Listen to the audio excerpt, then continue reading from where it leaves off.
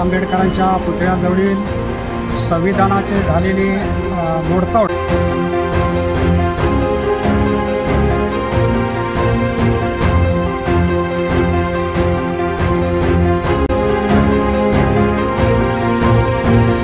संपूर्ण समाज बांधवांनी संविधान प्रेमी लोक रस्त्यावर उतरून आंदोलन केल्याशिवाय राहणार नाहीत।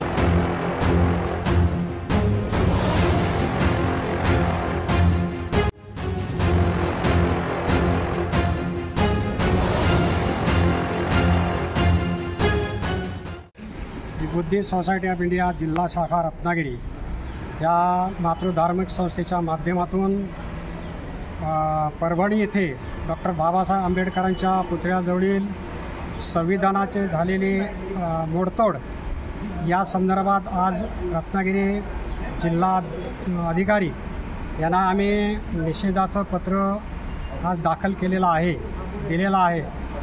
या परभणीमध्ये झालेला जो संविधानाची तोडफोड हे अमानुषपणे द्वेष भावनेच्या माध्यमातून झालेला आहे असा आमचा आरोप आहे। आणि या संदर्भात शासनाने किंवा पोलीस शासनाने जी काय आंदोलकांवरती केलेली कारवाई ही सुद्धा द्वेष भावनेतूनच केलेली असावी असं आम्हाला प्रत्यक्षात व्हायरल झालेल्या व्हिडिओच्या माध्यमातून आमचं मत आहे। आणि म्हणून अशा पद्धतीची ही अमानुषपणे केलेली जी कारवाई आहे याच्या विरोधात योग्य तो निर्णय किंवा कार्यवाही व्हावी अशी आम्ही रीतसर मागणी या ठिकाणी केलेली आहे।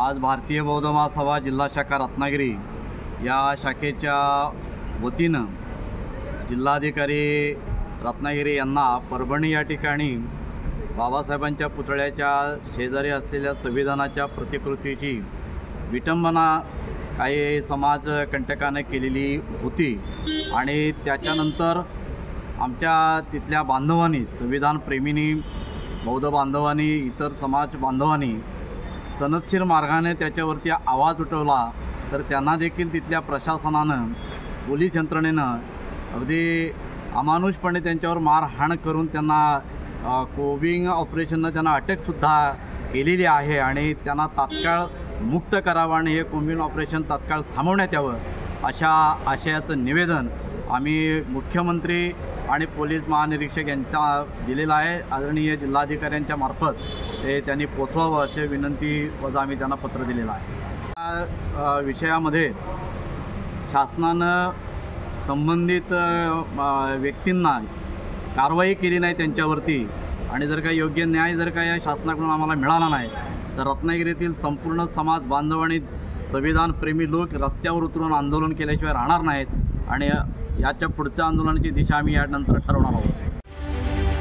रत्नागिरी 24 न्यूज चॅनलला आताच सबस्क्राइब करा आणि शेअर करायला विसरू नका।